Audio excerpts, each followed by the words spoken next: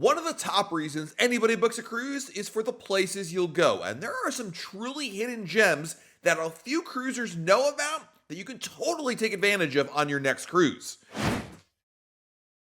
Now, the Caribbean is a year-round cruise destination that attracts millions of cruise ship passengers, and while most are content with the usual spots, there are a few unique and less popular Caribbean ports that seasoned cruisers love to visit.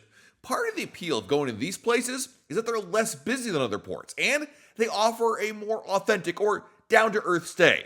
While exciting tours that involve an adrenaline rush or busy cities are always popular, some cruisers prefer a quaint, tropical island vibe. Plus, there's something to be said about discovering something off the beaten path that others are unaware of.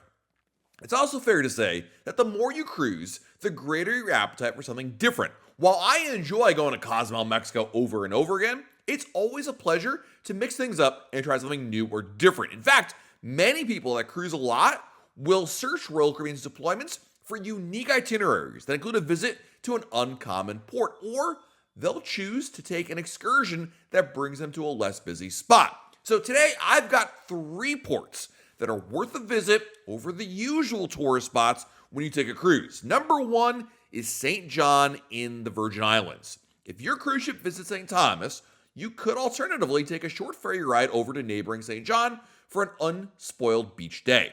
While there are beautiful beaches all around the Caribbean, I really don't think any of them can compare to St. John's beaches. Between the watercolor and clarity, it's exactly the look you'd expect from a beach when imagining the Caribbean. Nearly all of St. John is a protected national park, and that means there's very few people on the island.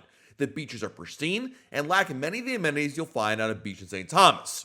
There are a number of beaches to consider around St. John, but the top 2 for cruise ship visitors tend to be Trunk Bay or Cinnamon Bay Beach. There are more facilities at Trunk Bay, and it's closer to the ferry station. The major downside to going to St. John is, well, getting there. Because it requires a ferry ride, you need to time your visits properly to ensure you can get back and forth without being late to your cruise ship. Royal Caribbean usually offers a few excursions to St. John that include the ferry ride, and it's the simplest way to make a day there. If you wanted to get there on your own, you could take a taxi to Red Hook and then buy a round-trip ferry ticket. I'll be honest with all of you, the logistics of doing it on your own just aren't worth it. So if you're going to go to St. John, my advice is honestly just book a Royal Caribbean shore excursion, not only to make it simpler, but also for the fact that you won't have to necessarily worry as much about being late back to the ship. If a ride to St. John seems like a little too much, you could instead take a water taxi to Water Island, which is even closer to St. Thomas and also quite beautiful. Number 2 on my list is Nevis. Another do this, not that island combination is when visiting St. Kitts and Nevis. Some cruisers elect to take a ferry over to Nevis, where you can enjoy time at one of the most beautiful beaches there. The ferry ride to Nevis takes about 45 minutes each way, and Royal Caribbean does offer excursions that visit the island.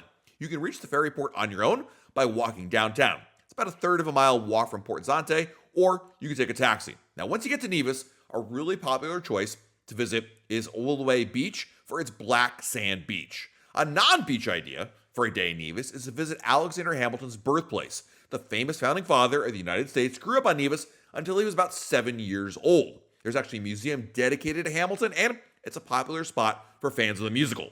The catamaran excursions that take you to Nevis are probably the simplest way to reach the island, plus many end the tour at Sunshine's on Nevis. Try a Killer Bee cocktail, you won't regret it if you happen to get there. And then there's Antigua. Among the southern Caribbean ports you can visit, my favorite has to be Antigua.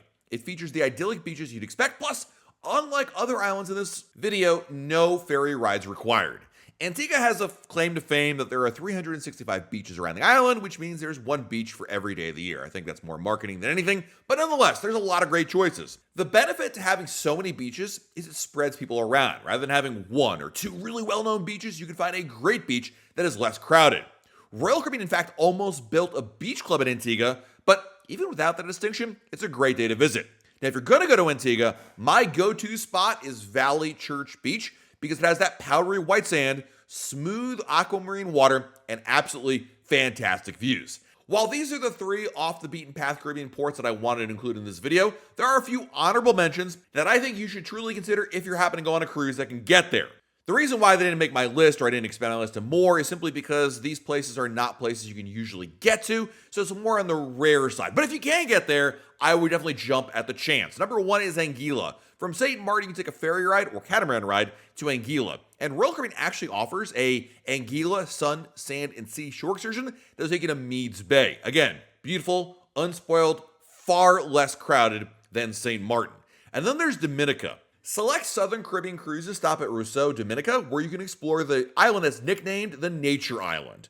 Instead of beaches, there's a rainforest, tall mountains, and majestic waterfalls to explore. There are thermal springs, river tubing, rainforests, and a lot more. Ultimately, when you go on a Caribbean cruise, it's hard to go wrong with almost any of the beaches. I remember I was in St. Thomas once, and I wanted to go to a particular beach that was like a really long car ride away, and the taxi driver told me, he's like, listen, man, I can take you there, but there's a ton of beautiful beaches around here. You're still going to love one that's even closer than that. And the taxi driver was pretty much right.